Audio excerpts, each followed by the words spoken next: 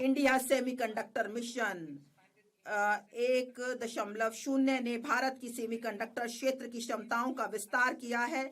इससे आगे बढ़ते हुए हम उपकरण और सामग्रियों के उत्पादन, पूर्ण सुसज्जित भारतीय आईपी डिजाइन तथा आपूर्ति श्रृंखलाओं को मजबूत करने के लिए ISM 2.0 का शुभारंभ करेंगे। हम उद्योग को विकसित करने तथा कुशल जनशक्ति तैयार करने हेतु उद्योग आधारित का भी करेंगे। अप्रैल 2025 में 22,919 करोड़ के परिव्यय के साथ आरंभ की गई इलेक्ट्रॉनिक घटक निर्माण योजना में पहले ही लक्ष्य में दोगुनी निवेश हुआ है। इस तेजी का लाभ उठाने के लिए हम परिव्यय को बढ़ाकर 40,000 करोड़ करने का प्रस्ताव करते हैं।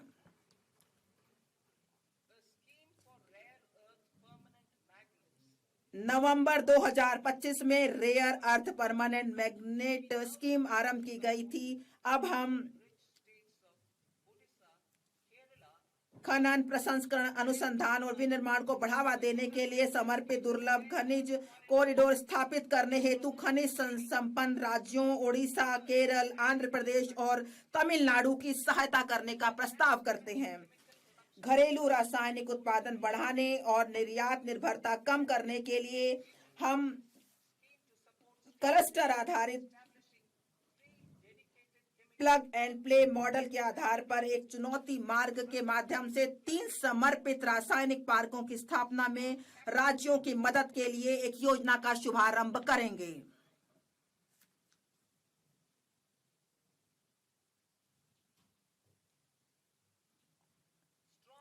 मजबूत पूंजीगत वस्तु सामर्थ्य सभी देश क्षेत्रों में उत्पादकता और गुणवत्ता का निर्धारक है। इस क्षमता के निर्माण हेतु मैं निम्नलिखित का प्रस्ताव करती हूँ। CPSE द्वारा डिजिटल रूप में समर्पित ऑटोमेटेड सर्विस ब्यूरो के रूप में 2 स्थानों पर हाईटेक टूल रूम स्थापित किए जाएंगे जो स्थानीय रूप से बड़े पैमाने और कम लागत पर उच्च परिशुद्धता वाले घटकों के डिजाइन, परीक्षण और विनिर्माण करेंगे। 2 उच्च मूल्य और तकनीकी रूप से उन्नत निर्माण एवं अवसंरचना उपकरण CIEE के घरेलू उत्पादन को मजबूत करने हेतु निर्माण एवं अवसंरचना उपकरण समृद्धि के लिए एक योजना आरंभ की जाएगी। ये बहुमंजिला इमारत में लिफ्ट, अग्निशमन उपकरण, बड़ी और छोटी से लेकर मेट्रो और ऊंचाई वाले स्थानों पर सड़कों के लिए सुरंग निर्माण संबंधी उपकरण हो सकते हैं। मैं 5 वर्ष की अवधि के लिए 10,000 करोड़ के बजटीय आवंटन के साथ वैश्विक प्रतिस्पर्धा कंटेनर विनिर्माण परिवेश तैयार करने हेतु एक कंटेनर निर्माण योजना का भी प्रस्ताव करती हूँ। श्रम गहन वस्त्र क्षेत्र के लिए मैं 5 उपभागों के साथ एकीकृत कार्यक्रम का प्रस्ताव करती हूँ। 1 रेशम, ऊन और जूट जैसे प्राकृतिक फाइबर, मानव निर्मित फाइबर और नए युग के फाइबरों में आत्मनिर्भरता हेतु राष्ट्रीय फाइबर योजना। मशीनरी प्रौद्योगिकी यूनियन और सामान्य प्रशिक्षण एवं प्रमाणन केंद्रों के लिए पूंजीगत सहायता के साथ पारंपरिक क्लस्टरों के आधुनिकीकरण के लिए वस्त्र विस्तार एवं रोजगार योजना। 3 मौजूदा योजनाओं को एकीकृत एवं सुदृढ़ करने और बुनकरों एवं कारीगरों के लिए लक्षित सहायता सुनिश्चित करने के लिए राष्ट्रीय हथकरघा एवं हस्तशिल्प कार्यक्रम। वैश्विक रूप से प्रतिस्पर्धी और धारणीय वस्त्र परिधानों को बढ़ावा देने के लिए टैक्स इको पहल। उद्योग जगत और शैक्षणिक संस्थानों के सहयोग से वस्त्र कौशल परिवेश के आधुनिकीकरण और उन्नयन के लिए समर्थ 2.0।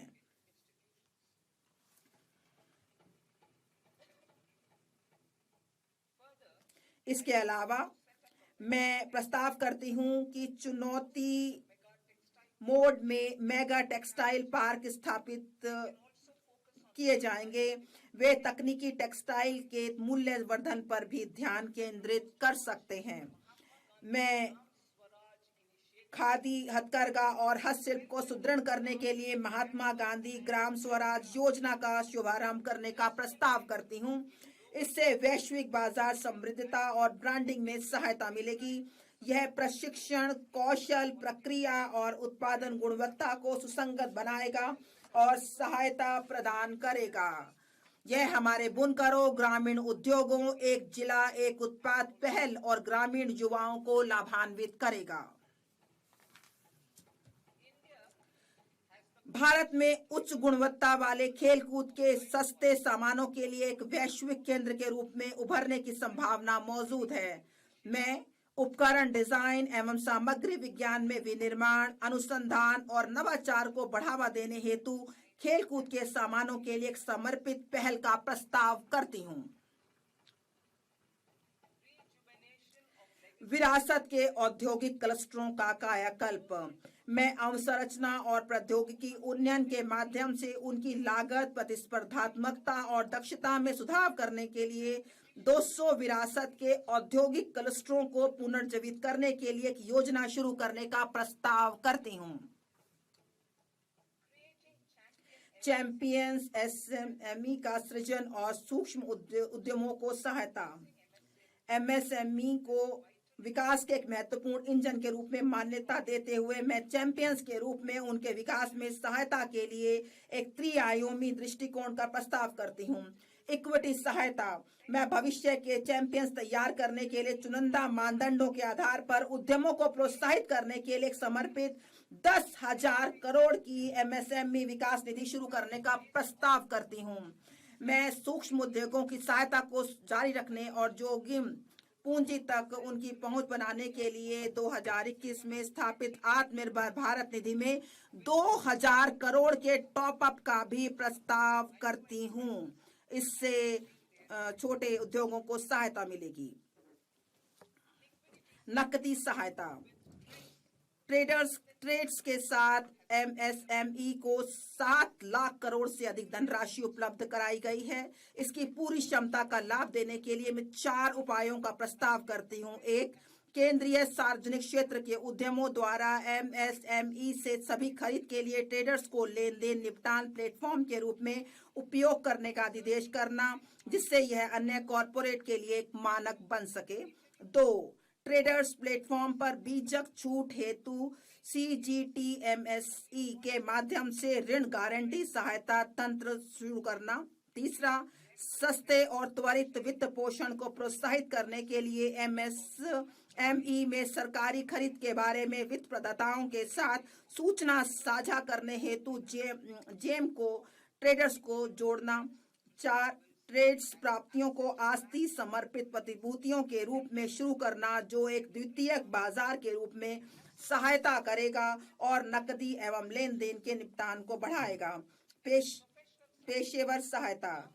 सरकार विशेष रूप से टियर 2 और टियर 3 कस्बों में कॉरपोरेट मित्रों का एक संवर्ग तैयार करने के लिए अल्पावधि मॉड्यूलर पाठ्यक्रमों और व्यवहारिक टूल्स की डिजाइन करने हेतु ICAI, ICSSI, ICMAI जैसे पेशेवर संस्थानों को सुविधा प्रदान करेगा। यह प्रमाणित अर्ध पेशेवर एमएसएमई को किफायती लागत पर अनुपालन अपेक्षाओं को पूरा करने में सहायता करेंगे।